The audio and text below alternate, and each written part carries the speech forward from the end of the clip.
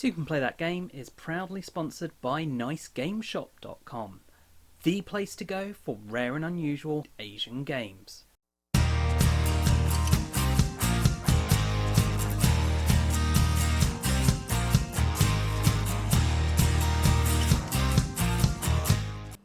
Hi, I'm Michael. Take a seat while I tell you about Tiny Epic Quest by Gamelyn Games. In this game, you take on the role of adventurers trying to travel the world and complete quests. You do this in two phases. You've got the day phase and the night phase. And that's what this game kind of comes down to. It's a game of two parts, the day and the night. Now, in the day phase, you're doing drafting of movement and moving your people around. So there are 5 different types of movement cards, and the start player will pick one. Everyone will move one of their meeples by that movement method. So this might be by foot, allowing you to move to an adjacent tile, or by road, allowing you to move along a road, which is using a horse, or by raft, which allows you to move by the rivers, or by ship, moving around the coast, or by griffin, moving diagonally. Then once they've done this, that card is flipped, and everyone else picks, the next player will pick another one, and everyone will move one of their meeples via that means, and so on, until 4 cards have been picked. Now, this is the case no matter the number of players. It's always going to be 4 movements. However, you don't have to move. You can choose to idle, and if you idle and you're in a castle, you'll gain health and power. Health and power won't really do much for you in this day phase, but they'll kick in the night phase, and that's the other half of this game. So the first half is this kind of spatial awareness, moving around the board, trying to anticipate where your opponents are going to move you, trying to anticipate where your opponent wants to go so that you can go, right, well that will allow me to move here. Then the night phase is a push your luck game. And one of the best things about this is they've designed the lid of the box to be a dice tray, and in that dice tray it lists the order you resolve the dice. So your dice go in and you roll them, and the nature of the push your luck in this, there isn't a matter of getting to re-roll dice or anything like that. It's just whether or not you stay adventuring, because you have this adventure card or rest card. So at the start of your turn in the night phase, you'll go, oh, I'm getting a bit too tired, I'll rest. Or you go, I dare to roll the dice and continue adventuring. Now, the thing is, if you continue adventuring, you're not going to be able to rest again until your turn.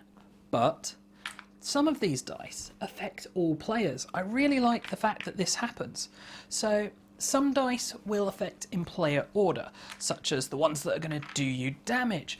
The person whose turn it is will take 1 point of damage, which uses up one of the dice. If there's more dice, then that goes to the next player in turn order, and so on. But then there are others which are like rewards, which allow you to complete the quests. That's what you're kind of doing this night phase for, to get these other dice. And they benefit every single person. So there's very much a reason to stay in, because you'll gain stuff from other people's turns. So that's the game in summary, and the game has a fixed length of 5 rounds, and at that point whoever has the most points will win. Now, the main way you'll get points is for completing the quests, and there are 2 types of quests.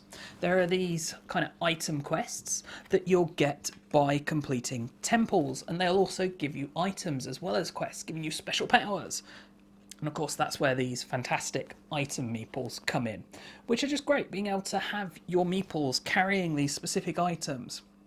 What's less so great is the item rack that you store all these items on is a bit flimsy, and they have a habit of just falling out quite often, which can be frustrating and gives worries to all those little bits getting lost.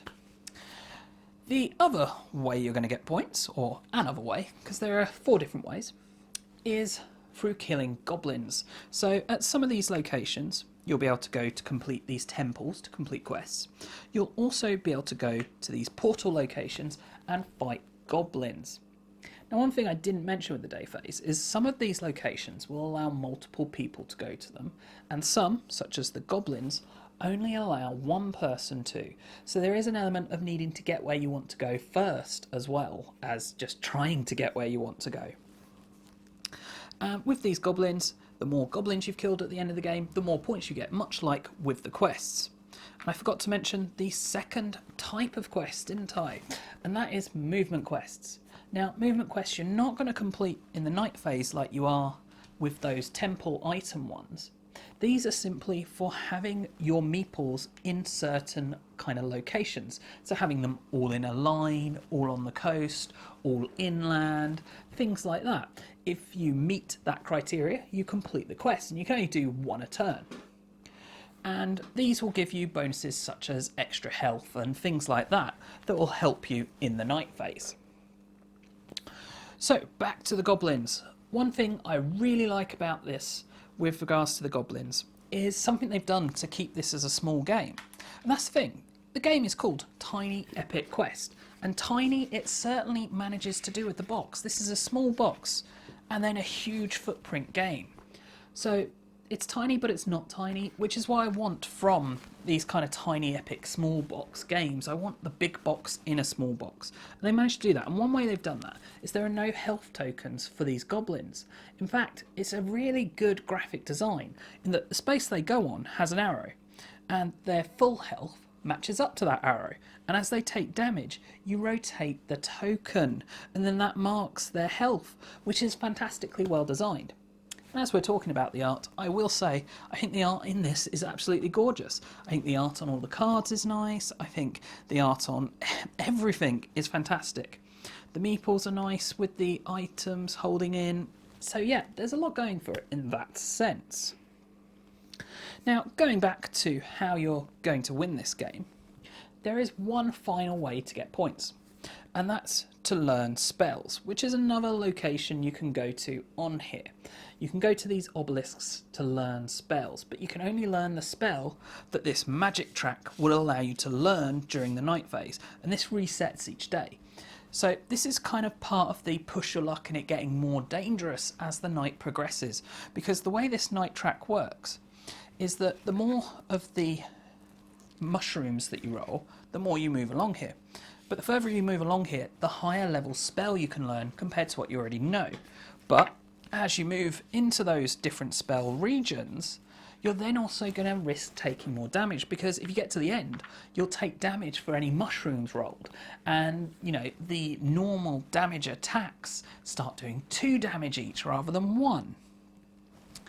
So what else is there to kind of say about? So that's one way you're going to get points. The other thing that's going to do for you, though, is increase your power. And power is kind of your means to mitigate luck in this game. So yes, the dice rolls might not go the way you need them to, but if you have power and the right items, or even without the items actually, you can still mitigate your luck with power. You have basic abilities where you can spend 2 power to gain things that will help you with the completing of temples, or to protect you from damage. And then you can get items which allow you to do it more efficiently or do extra weird and wonderful things with your power. So that's all to do with how you're going to mitigate the luck in this. So that's kind of what this game is. And a bit about kind of my thoughts on it really, because it is a game of 2 halves, as I say, and I'm not sure those 2 halves work together for me. You see, I really enjoy the Push Your Luck game. I think that works really well with the way that everyone is involved, because certain things will affect everyone. And that you're there going, but if I go out now, then they're going to get it. But then there's also an element of, well, if I just roll this one thing, because of timing wise, you might roll what the next person needs to then go, okay, I rest and I beat you to completing that temple and getting that quest. So there's a lot of interestingness going on there. The fact that you can mitigate the luck somewhat with the power, I like. And yeah, so that's quite nice. And then I quite like this spatial puzzle. But this Push Your Luck aspect of the game is really quite luck heavy and feels like a light game. But this drafting of the movement and determining where you're going to go and the order you're going to go, there's so many different options. Because, I mean, obviously, if you're the first person picking, you've got 5 different cards to move. And then you've got to work out, well, that would allow me to get there, that would allow me to get there. What are they going to do? There's so much to take into account and consider that for me, this is a game that creates huge amounts of paralysis and causes the game to grind to a bit of a halt. I think it is an interesting mechanic. I really enjoy this drafting the movement mechanic. But it belongs in a heavier game. It belongs in like a heavy worker placement game where you're going to the... And that's what this is. This is a worker placement game where there is less luck, though, and more deterministic. That it makes sense to have that drawn out, long thinkiness that the night phase just doesn't warrant that having. But you feel you need to do that in order to do well in the night phase because you need to get to the right locations.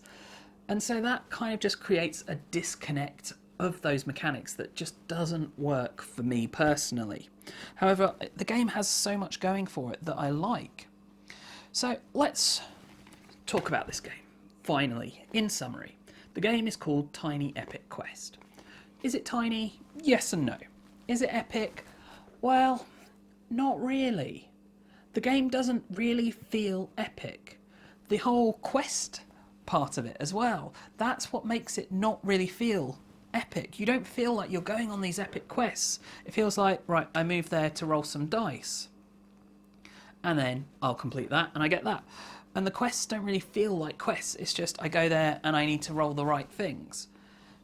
It doesn't feel epic or quest-like, and that's where this game falls down for me. And I feel it's not really kind of advertised well.